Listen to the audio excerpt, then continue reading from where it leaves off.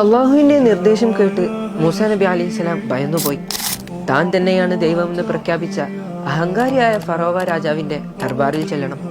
അയാളെ സത്യവിശ്വാസത്തിലേക്ക് ക്ഷണിക്കണം. വർഷങ്ങൾക്ക് മുമ്പ് ഈജിപ്തിൽ നിന്ന് ഓടിപ്പോയത് തന്നെ ക്രൂരനായ അയാൾ തന്നെ കൊല്ലുമെന്ന ഭയത്തോടെയാണ്. ഇനി ആളുടെ മുമ്പിൽ പോയി അടിമകളെ പോലെ കാണുന്ന എൻ്റെ ജനതയെ എനിക്കൊപ്പം വിട്ടുതരണമെന്നും നിങ്ങളും എന്നോടൊപ്പം നിൽക്കണമെന്നും പറഞ്ഞാൽ എന്താണ് സംഭവിക്കുക? എല്ലാം കണ്ടും കേട്ടും ഞാൻ കൂടെ തന്നെ ഇല്ലേ, പിന്നെ എന്തിനു പേടിക്കണമെന്നായിരുന്നു അള്ളാഹുവിൻ്റെ മറുപടി.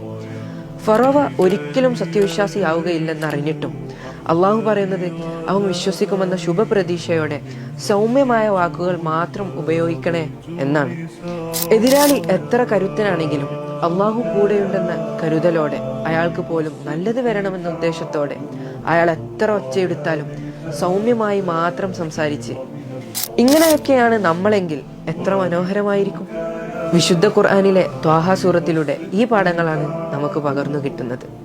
ബിസ്മില്ലാഹിർ റഹ്മാനിർ റഹീം.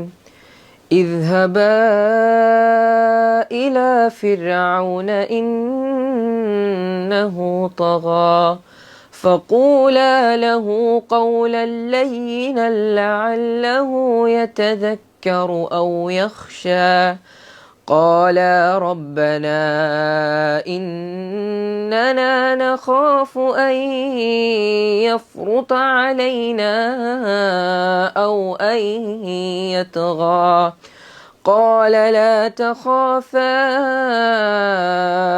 إنني معكما أسمع وأرى